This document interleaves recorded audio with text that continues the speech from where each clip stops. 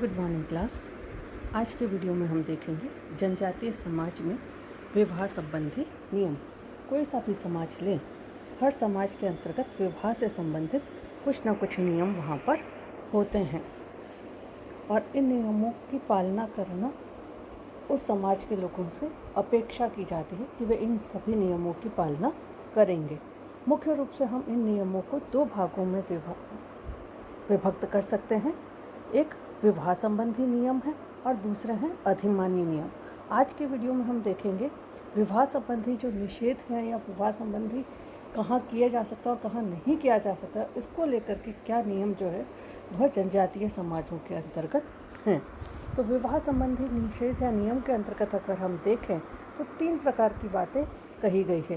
पहला है निकटाभिगमन निषेध, दूसरा बहिर्विवाह, तीसरा अंतर्विवाह। इसी प्रकार से दूसरा जो प्रमुख नियम इनका रहता है वो है अधिमान्य विवाह का। और ये अधिमान्य विवाह 4 रूप में हम देखते हैं, जिनको कि हम अगले वीडियो में देखेंगे।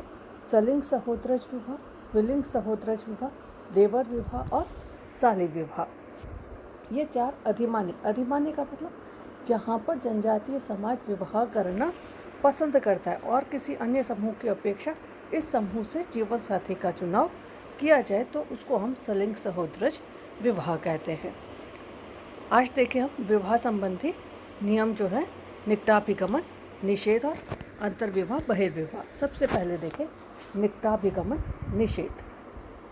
निकट के संबंधियों से विवाह की अनुमति नहीं, अर्थात प्राथमिक संबंधी या उन संबंधियों से विवाह की अनुमति नहीं है जिनके मध्य यौन संबंधों की स्वीकृति उस समाज या संस्कृति के नियम नहीं देते हैं। एनसाइक्लोपीडिया ब्रिटानिया कहता है निकटाभिगमन उन लोगों के साथ यौन व्यवहार है जो विवाह अथवा वैवाहिकता से इस प्रकार से संबंधित है कि उनमें कानूनी रूप से विवाह नहीं हो सकता है। अर्थात जहाँ पर कानून विवाह करने की अनुमति नहीं दे और उनसे आपका विवाह हो तो वह निकटाभिगमन निषेध की श्रेणी में रखा जाएगा। रेडक्लिफ ब्राउन कहते हैं कि निकटाभिगमन यौन संबंधी अपराध या पाप है जो प्राथमिक संबंधियों के बीच यौन संबंधों के कारण पनपता है। मर्डॉक कहते हैं यदि यौन क्रिया करने वाले सहभागी एक दूसरे के वास्तविक, काल्पनिक या कृत्रिम नातेदारी के संबंध से इस प्रकार से बंधे हुए हैं कि उनके यौन संबंध सांस्कृतिक रूप से निषिद्ध हैं तो यह निकटाभिगमन की श्रेणी के अंतर्गत रखा जाएगा। तो सामान्य रूप से देखा जाए तो कोई भी निकट के संबंधी जिनको कानूनन रूप से या उस समाज की परंपराओं प्रथाओं के अनुरूप विवाह की अनुमति नहीं है तो वह निकटाभिगमन निषेध की श्रेणी में आएगा। निकटाभिगमन अपवाद स्वरूप हम देखें तो मिश्र, फारस, हवाई और कांगो के राज परिवारों में मिलते हैं। उनका मानना था कि ऐसे विवाह से उत्पन्न संतान योग्य और कुशल शासक बनती है, इसलिए अपवाद स्वरूप कुछ समाजों के अंतर्गत या कुछ राज परिवारों के अंतर्गत हम इसको देखते हैं। अब समाज में ये निकटाभिगमन निषेध क्यों उत्पन्न हुआ, इसके क्या कारण रहे होंगे, तो किसी एक कारण को मानवशास्त्री स्वीकार नहीं करते हैं। अलग अलग मानवशास्त्रियों ने अलग अलग कारण बताए हैं। वेस्टरमार्क कहते हैं साथ रहने से पारस्परिक यौन आकर्षण समाप्त हो जाता है, इसलिए निकट के संबंधियों में विवाह नहीं हो सकता। इसी प्रकार लेवी स्ट्रॉस कहते हैं सामाजिक संरचना और व्यवस्था को बनाए रखने हेतु निकटाभिगमन निषेध प्रारंभ हुआ, अन्यथा समाज में कामाचार की जो स्थिति है वह उत्पन्न हो जाएगी। फोर्टन कहते हैं कि इसका उद्देश्य दूसरे जो समूह हैं उनसे संबंध स्थापित करके सुरक्षा और आर्थिक सहकारिता का विस्तार करना। मेलानोवास्की कहते हैं पारिवारिक संबंधों को व्यवस्थित बनाए रखना। यदि परिवार के लोग ही, प्राथमिक संबंधी ही आपस में विवाह करेंगे तो किसका किससे क्या रिश्ता है, क्या संबंध है, यह स्थिति स्पष्ट नहीं होगी और यह समझ नहीं आएगा कि किस व्यक्ति को किस समय किस प्रकार का व्यवहार करना है। इसलिए निकटाभिगमन निषेध प्रारंभ हुआ। और अगर इस प्रकार के निषेध नहीं होंगे तो पारिवारिक संघर्ष, ईर्ष्या, द्वेष, घृणा ये जो है वह परिवार के अंतर्गत दिखाई देगा। और परिवार के जो आधारभूत मूल्य हैं, त्याग, स्नेह, बलिदान, वो सारे समाप्त हो जाएंगे। इसलिए उनको बनाए रखने के लिए निकटाभिगमन निषेध प्रारंभ हुआ। मजूमदार और मदान कहते हैं जैविकीय सुरक्षा के लिए बीमारियों के आनुवांशिक हस्तांतरण को रोकने के लिए इस प्रकार के नियम प्रारंभ हुए, क्योंकि जब व्यक्ति अपने निकट के ही रिश्तेदारी में विवाह करता है तो अध्ययन बताते हैं कि जो स्त्री और पुरुष का लिंग अनुपात है वह समाज में बहुत बिगड़ जाता है और एक प्रजाति या एक समूह धीरे धीरे समाप्त होने लगता है। इस कारण से यह निकटाभिगमन निषेध का जो नियम है वह प्रारंभ हुए। अब किसी भी समूह के अंतर्गत निषेध की सीमा क्या होगी, किस समूह में विवाह किया जा सकता है और किस में नहीं, तो निषेध की सीमा जो है वह उस समाज की सामाजिक सांस्कृतिक जो संरचना है, व्यवस्था है, उसके ऊपर निर्भर करती है। दूसरा जो विवाह संबंधी नियम है उसको हम कहते हैं बहिर्विवाह। बहिर्विवाह शब्द का सर्वप्रथम जो प्रयोग है वह मैक्लेलन के द्वारा किया गया। यह ग्रीक भाषा के दो शब्दों से मिलकर बना है, एक्सो और गैमी। एक्सो का मतलब होता है आउटसाइड या बाहरी, और गैमी का मतलब होता है विवाह करना, टू मैरी या विवाह करना। अर्थात एक व्यक्ति जिस समूह का सदस्य है उससे बाहर विवाह करे, अपना जीवन साथी जो है उस समूह से बाहर चुने तो हम उसको बहिर्विवाह कहते हैं। रिवर्स ने परिभाषित करते हुए लिखा है, बहिर्विवाह एक परंपरा है जिसमें एक व्यक्ति को अपने ही कुल, अर्धांश या आदिम समाज के अन्य घटकों के बाहर विवाह करना होता है। वह अपने इन घटक समूह के अंतर्गत विवाह नहीं कर सकता है। मजूमदार और मदान की बात करें तो मजूमदार कहते हैं गोत्र से बाहर विवाह करने की जो प्रथा है वही बहिर्विवाह कहलाती है। बहिर्विवाह के जो कारण हैं उसको हम देखें तो वेस्टरमार्क, लॉवी और हॉबाउस कहते हैं निकटाभिगमन निषेधों को रोकने के कारण कि निकट के संबंधियों में विवाह संबंध ना हो, उनको रोका जा सके, इसके कारण जो बहिर्विवाह की प्रथा है वह समाज में प्रारंभ हुई। मैक्लेलन कहते हैं कि जो आदिम समाज थे वहाँ पर कन्यावध की प्रथा अधिक प्रचलित थी, और जिन समूहों में यह प्रथा बहुत अधिक मात्रा में प्रचलित थी वहाँ पर जीवन साथी के लिए जो कन्या है उसका, वधू का जो चुनाव है वह दूसरे समूह से ही करना होता था, इसलिए यह प्रथा प्रारंभ हुई। स्पेंसर कहते हैं कि यह लड़ाकू जनजातियों की देन है कि जो जनजातियाँ लड़ाकू थी अर्थात युद्धप्रिय थी या लड़ाई करती थी, तो वह दूसरे पक्ष पर जीत हासिल करने के बाद वहाँ से महिलाओं को उठाकर ले आते थे और उसके बाद उनसे विवाह करते थे। तो यह उन जनजातियों की देन है। उनका कहना है कि न्यूयॉर्क जनजाति में इस प्रकार के विवाह बहुत अधिक देखे जाते हैं और शुरुआत से वहाँ पर इस प्रकार के विवाह देखे जा रहे हैं।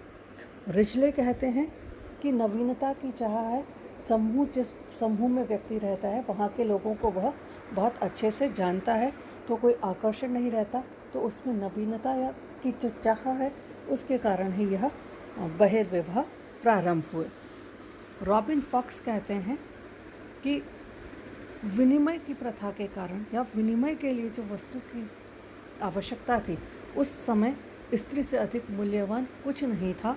तो जब विनिमय के लिए शिकारी अवस्था के अंतर्गत जब लोग विनिमय के लिए किसी मूल्यवान वस्तु देनी होती थी तो दूसरे समूह को स्त्रियां जो है वह दिया करते थे और इस कारण से यह प्रथा प्रारंभ हुई।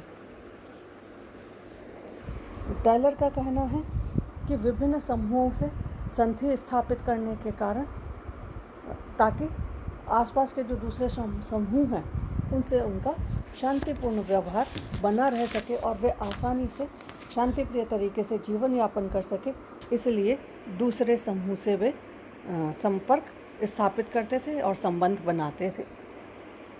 नेक्स्ट हम कहें जो तीसरा नियम है वह है अंतर्विवाह या एंडोगेमी। एंडोगेमी शब्द भी ग्रीक भाषा का शब्द है जो दो शब्दों से मिलकर बना है, एंडो और गैमी।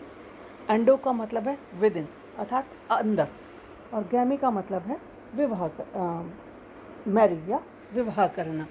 अर्थात एक व्यक्ति से जब यह अपेक्षा की जाए कि वह अपने ही समूह में जीवन साथी का चुनाव करे तो हम उसे अंतर्विवाह कहकर संबोधित करते हैं। रिवर्स कहते हैं अंतर्विवाह से अभिप्राय उस विनिमय का है जिसमें अपने समूह में से ही विवाह साथी का चुनाव आवश्यक है। हॉवेल कहते हैं एक सामाजिक नियम जिसमें व्यक्ति से अपेक्षा की जाती है कि वह अपने सामाजिक समूह जिसका वह सदस्य है विवाह संपन्न करे। अर्थात आप जिस समूह के सदस्य हैं उसी समूह में विवाह संपन्न किया जाए। भारत की बात करें तो भारत की जो अधिकतर जनजातियां हैं वे अंतर्विवाही हैं, वे अपने ही समूह में विवाह करते हैं। अगर हम भील समुदाय की बात करें, गुजरात में रहने वाले भील समुदाय की बात करें तो वह दो भागों में विभक्त हैं। एक उजले भील कहलाते हैं, एक मेले भील कहलाते हैं। तो उजले भील में ही विवाह करते हैं और मेले भील में ही विवाह करते हैं। आपस में एक दूसरे में इनमें विवाह संबंध नहीं देखे जाते। इसी प्रकार से हम कहें टोडा जनजाति है तो वहाँ पर भी दो समूह हैं, तारथोरल और तिवालियल। ये भी अपने ही समूह के अंतर्गत विवाह करते हैं, समूह के बाहर विवाह नहीं करते हैं। अब हम देखें अंतर्विवाह के कारण कि क्यों जो समूह हैं वह अपने ही समूह के अंतर्गत विवाह करते हैं। सबसे पहली बात अपरिचितों के प्रति भय। जो आदिम समाज है वह बहुत छोटा था और संपर्क नहीं था, तो बाहरी व्यक्ति के प्रति उनके मन में भय की भावना थी और उनको हमेशा ये डर सताता था कि बाहर का कोई व्यक्ति आकर जादुई क्रिया करके हमारे समूह को नष्ट ना कर दे, इसलिए वे अपने ही समूह के अंतर्गत जीवन साथी का चुनाव करते थे। दूसरी बात कहें भौगोलिक पृथकता। एक क्षेत्र में निवास करने वाले आपस में सदस्य थे और दूसरा जो समूह होता था वह काफ़ी दूरी पर निवास करता था और उस समय यातायात और संचार के साधन जो थे वह विकसित नहीं थे, तो भौगोलिक पृथकता के कारण भी वे अपने ही समूह में विवाह करते थे। तीसरी बात कहें अपनी जो संस्कृति थी उस संस्कृति की रक्षा के लिए वह अपने ही समूह में विवाह करते थे ताकि उनकी अपनी भाषा, परंपराएं, रूढ़ियाँ बनी रह सके। प्रत्येक समूह यह चाहता था कि वह अपनी संस्कृति को बनाए रखे और उसको आगे से आगे हस्तांतरित करता रहे। नेक्स्ट हम कहें श्रेष्ठता और हीनता की भावना। ये जो समूह थे ये अपने आप को श्रेष्ठ और दूसरे को अपने आप से कमज़ोर मानते थे। तो जो समूह अपने आप को बहुत अधिक श्रेष्ठ मानते थे वे इन दूसरे समूहों के साथ संपर्क स्थापित नहीं करना चाहते थे या संबंध नहीं बनाना चाहते थे, और इस कारण हम कहें तो वहाँ पर ये जो श्रेष्ठता और हीनता की भावना थी तो अपने ही समूह के अंतर्गत विवाह की परंपरा को बल मिला। उसके बाद कहें अशिक्षा है, अंधविश्वास है, बहुत सारी धार्मिक मान्यताएं रही हैं जिसके कारण अपने ही समूह के अंतर्गत विवाह की बात कही गई। रक्त की शुद्धता को बनाए रखना चाहते थे, इसलिए अपने ही समूह में विवाह की बात ये करते थे। अंधविश्वास है, डर है लोगों के साथ में जुड़ा हुआ, तो इस कारण से अपने समूह के अंतर्गत विवाह की जो बात है वह हम यहाँ पर देखते हैं। तो ये तो थे विवाह संबंधी जो नियम है, निषेध के साथ में जुड़े हुए उनकी बात है। कल हम देखेंगे अधिमान्य विवाह कि ऐसे कौन से नियम हैं जिनके माध्यम से विवाह के अंतर्गत कुछ पर्टिकुलर समूहों को अन्य समूह की अपेक्षा अधिक महत्व दिया जाता है। धन्यवाद।